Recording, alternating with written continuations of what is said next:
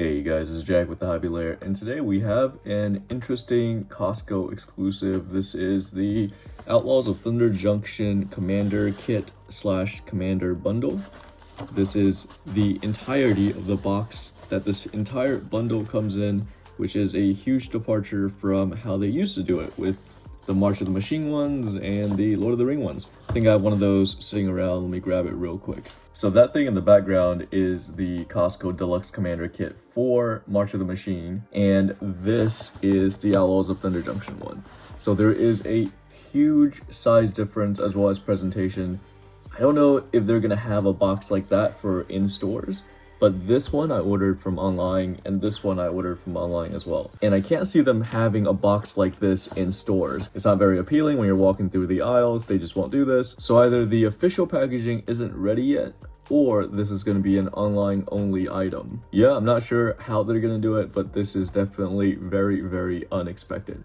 All right, I'm going to open up this box and then we'll be right back.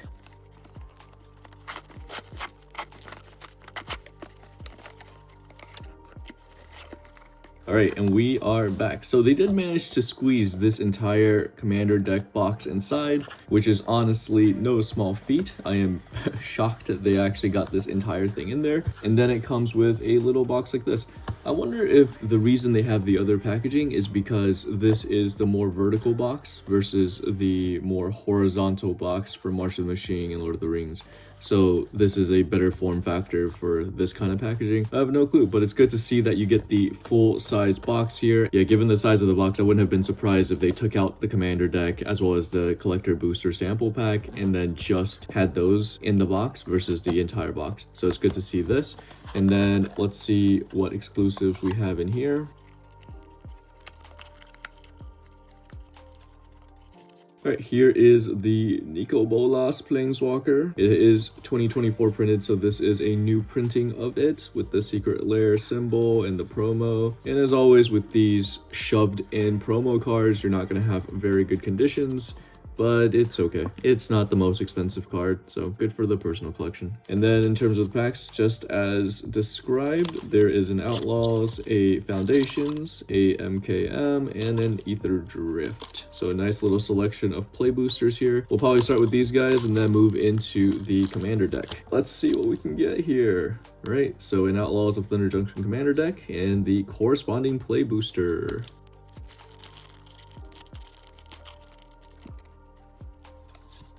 Definitely not a set that we opened a lot of. Did go to a lot of draft events for this set though, because this was a pretty fun draft set, but just super odd in general with the whole cowboy theme for Magic. We get a Kellen Joins Up. Ooh, and we get something from the Big Score / Vault collection here. Greed's Gambit, very cool. And then another rare, so 2 rares and a mythic. This is from the Prosperity Post. Yeah, this one has a bunch of fun little insert mini sets here. Prosperity Post, the Big Score Vault. But yeah, there's another A and a foil Skewer the Critics. Will this pack ever end? This is great. And then you have the 1 damage land. Nice.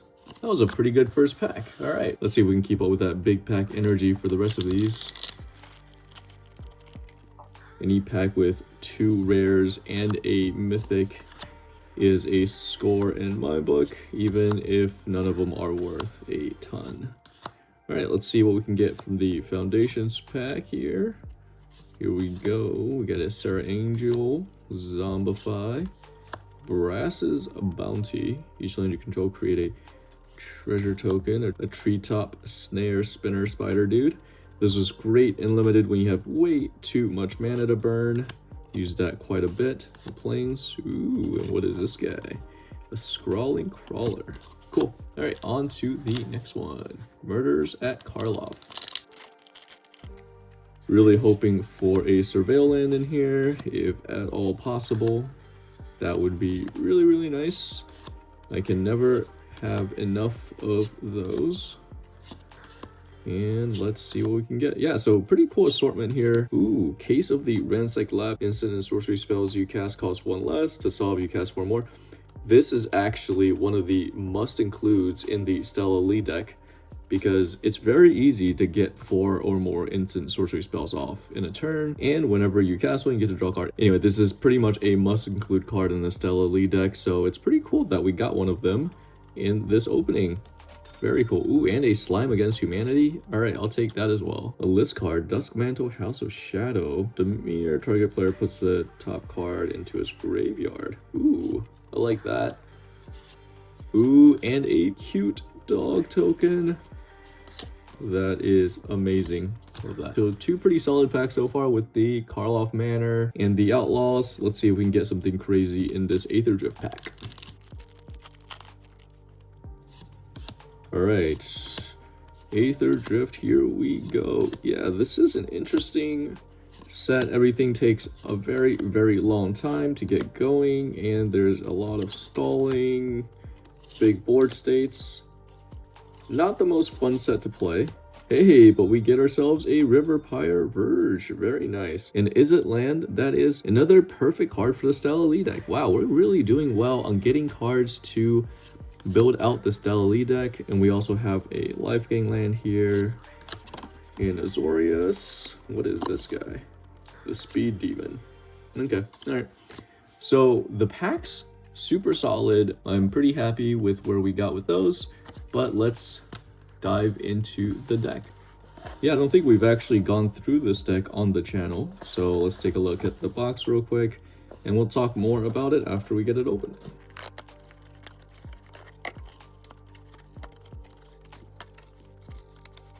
Alright, we'll save the sample pack for the end, but we'll go through the deck and take a quick look at this sheet here. So we got ourselves Stella Lee wild card, a little bit about who Stella is, and then how to play the deck. Nice, and a little bit about commander rules. Alright, on to the deck itself. Let's go through all of the cards. We have Stella Lee as our face commander. So when you cast your second spell each turn, exile the top card of your library, and then you can play that card. So a little bit of impulse draw. But the second ability is even more interesting. When you tap copy target instant or sorcery spell you control, you may choose new targets, but you can only activate it if you cast 3 or more spells per turn, which is why, again, cards that decrease the cost of instants and sorceries are very, very valuable in this deck. And then this is the backup commander, Eris, Roar of the Storm. It's 8 mana plus a red and a blue. The spell costs 2 less for each different mana value on instants and sorceries, so it could get a lot cheaper, flying and prowess. And whenever you cast your second spell each turn, you create a 4/4 Dragon Elemental with prowess. So tons of prowess generation here, and it's super easy to get that off for a lot cheaper of a cost pretty quickly in the game. So let's chat a little bit about how this deck plays. Every time I've seen this deck in the wild, and I have a bunch of friends that really enjoy this deck because it's fast. It's a very fast deck. You're casting a lot of cool small spells, and you're getting to play a lot of cards and draw a lot of cards every single turn. A ton of people that enjoy playing this deck, and every time I've seen it played, it's almost always some type of infinite combo deck that actually gets its combo off very easily. There are a couple of cards that allow you to untap and then draw a card. So those cards combo with the commander super well to allow you to draw out pretty much your entire deck. So if you have a Thassa's Oracle or something like that, that's a big win con. The other one is Twisted Fealty from Walls of Eldraine, which allows you to create Wicked Rolls. So you untap and you create a Wicked Roll, and then you keep doing that, and every time the Wicked Roll disappears or gets replaced, then it does 1 damage to everyone. So that's a big win con as well. So a lot of times you'll see people drawing until they can get to the Twisted Fealty, or just drawing out their deck and then playing the Thassa's Oracle. Those are the 2 big win cons. I won't go into all the, like, what you take out, what you put in, but any multicolored is it lands, especially ones that can come in untapped, are very nice. And then any ways to decrease the cost of spells are super nice as well. But yeah, let's talk a little bit about this product in general. It's under $50. I think it was $48.99 for the 4 packs, the promo, Planeswalker, and this deck. I think it's a pretty good deal because the deck itself is worth, you know, 50 to 60 bucks. So you're pretty much getting the packs for free. Again, it's not an amazing deal, but it's a pretty solid deal. In my case, we have not seen the OTJ Commander decks in our LGS for a pretty long time. I don't know exactly why. They don't seem to be that hard to get, and they're not that expensive online.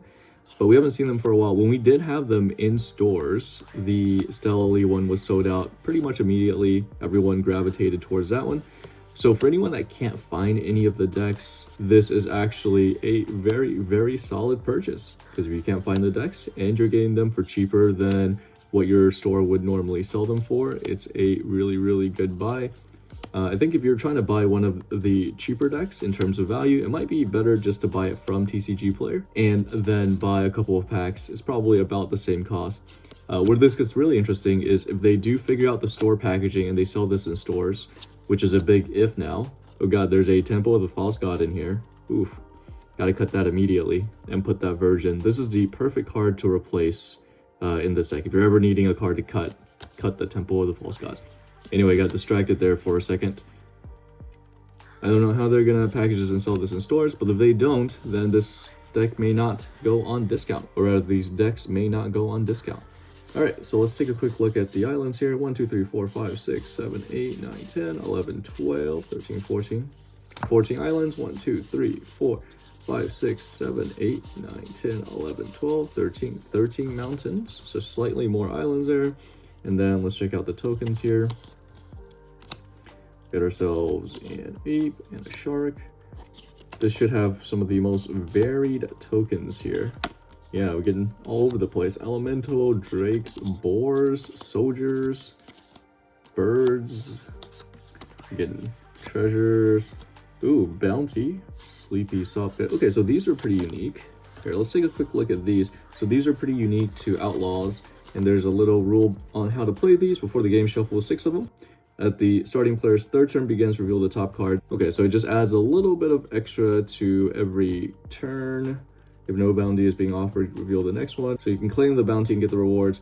6 unique bounty cards in a face down pile. This reminds me a lot of Pokemon and having prize cards in Pokemon. Very interesting. Just adds a little bit of extra to the game in case you want to spice things up a little bit. And these are more so tailored to Stella Lee because this is all about instants and sorceries. If you cast no spells this turn, if you're getting your instep dealt damage, reward this turn. So as a Stella Lee player, you probably want to try to unveil this one and then try to complete it. I've never seen these anywhere outside of Outlaws, and I'm glad they have the how to play on the back here. Very easy to forget how to use these. So that is the deck. Let's open up our collector sample booster pack.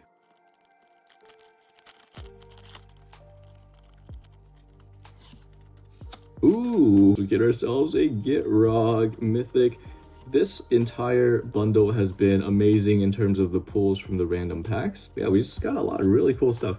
Anyway, I think this, to me, is super worth it if you get the Stella Lee deck. Even if you don't have the other stuff, if you don't get any good pulls, it seems pretty worth it to me. But yeah, overall, cool product, very unexpected packaging. I hope we see these in stores because a lot of people miss out on these when they're online. I'll go ahead and link all 4 of the bundles in the description as well, so you can go check that out if you're interested in purchasing any of these. Links aren't affiliated. I don't think Costco does that. So it doesn't help me out in any way, but it may help you out if you're interested in getting one of these decks. All right, that's it for this opening. It's a recommend for me, but what do you guys think? Let me know in the comments below, and like, subscribe, and like this stuff, and I'll see you guys in the next one. Peace.